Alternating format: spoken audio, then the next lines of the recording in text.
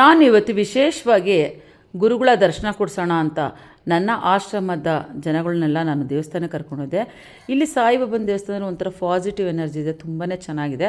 ಮತ್ತು ನಮ್ಮ ಆಶ್ರಮದಲ್ಲೇ ಒಂದಿಬ್ಬರದ್ದು ಬರ್ತ್ಡೇ ಕೂಡ ಇತ್ತು.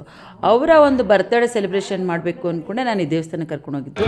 ಸೊ ಅಲ್ಲೇ ಹೋಗಿ ಎಲ್ಲರನ್ನೂ ಕೂರಿಸಿ, ಸೊ ಅಲ್ಲಿ ಬಂದು ಒಂದು ಕೇಕ್ ಕೂಡ ಕಟ್ಟಿಂಗ್ ಮಾಡಿದ್ವಿ. ಯಾಕೆಂದರೆ ನಮ್ಮದು 2 ವರ್ಷ ತುಂಬಿ 3 ವರ್ಷಕ್ಕೆ ಬಿದ್ದಿದ್ದೆಲ್ಲ ಟ್ರಸ್ಟು, ಅದಕ್ಕೋಸ್ಕರ ಒಂದು ಕೇಕ್ ಕೂಡ ಕಟ್ಟಿಂಗ್ ಮಾಡಿ, ಸೊ ಅಲ್ಲೇ ಒಂದು ಸೆಲೆಬ್ರೇಷನ್, ಚಿಕ್ಕದಾಗಿ ಒಂದು ಸೆಲೆಬ್ರೇಷನ್ ಮುಗಿಸ್ಕೊಂಡು, ಸೊ ಅಲ್ಲಿ ನನ್ನ ಒಂದು ಕುಟುಂಬದವ್ರಿಗೆಲ್ಲ ನಾನು ಜ್ಯೂಸಸ್ ಎಲ್ಲ ಕೊಟ್ಟು ಮತ್ತು ಅಡುಗೆ ಎಲ್ಲ ಮಾಡ್ಕೊಂಡೋಗಿದ್ದು, ಅಡುಗೆ ಎಲ್ಲ ಅವ್ರಿಗೆ ಕೊಟ್ಟು ಊಟ ಎಲ್ಲ ಮಾಡಿಸಿ, ಸೊ ಆ ಒಂದು ಸೆಲೆಬ್ರೇಷನ್ ಅಂತೂ ಇದು ಮಾಡೋಕ್ಕಾಗಲ್ಲ. ಯಾಕೆ ಅಂತ ಅಂದರೆ ನೋಡಿರಿ, ಇವರಿಗೆಲ್ಲ ಬಂದು ಯಾರೂ ಇಲ್ಲ ಅನ್ನೋ ಒಂದು ಭಾವನೆ ಬರಬಾರ್ದು ಅನ್ನೋದಕ್ಕೋಸ್ಕರ ನಾನೇ ಇವ್ರ ಮಗಳು ಥರ ಟ್ರೀಟ್ ಮಾಡಿ ಇವ್ರನ್ನ ಒಂದು ಪ್ರೀತಿಯಿಂದ ನೋಡ್ಕೊತಾ ಇದ್ದೀನಿ. ಹೋಗ್ಬೇಕಾದ್ರೆ ಏನ್ರಿ ಎತ್ಕೊಂಡು ಹೋಗ್ತೀವಿ, ಇರೋವರೆಗೂ ಪ್ರೀತಿ ವಿಶ್ವಾಸ ಎರಡೇ ನಮ್ಮ ಹಿಂದೆ ಬರೋದು, ಅದು ಬಿಟ್ಟರೆ ಏನು ಬರಲ್ಲ. ಸೊ ಇವ್ರಿಗೆಲ್ಲ ಬಂದು ಈ ಪಲಾವು ಮೊಸರನ್ನ ಅಂದರೆ ತುಂಬ ಇಷ್ಟ. ಹಾಗಾಗಿ ಅವ್ರಿಗೆ ಸ್ವಲ್ಪ ಖಾರ ಉಪ್ಪು ಎಲ್ಲ ಕಮ್ಮಿ ಇದ್ದರೆ ಇಷ್ಟಪಡ್ತಾರೆ. ಹಾಗಾಗಿ ಸ್ವಲ್ಪ ಉಪ್ಪು ಖಾರ ಎಲ್ಲ ಕಮ್ಮಿ ಹಾಕಿ ಅವರಿಗೆ ಒಂದು ಪಲಾವ್ ನಾನೇ ನನ್ನ ಕೈಯಾರ ಮಾಡ್ಕೊಂಡೋಗಿ ಇವತ್ತು ನಮ್ಮ ಆಶ್ರಮದ ದಿನ ಈ ಥರ ಇತ್ತು.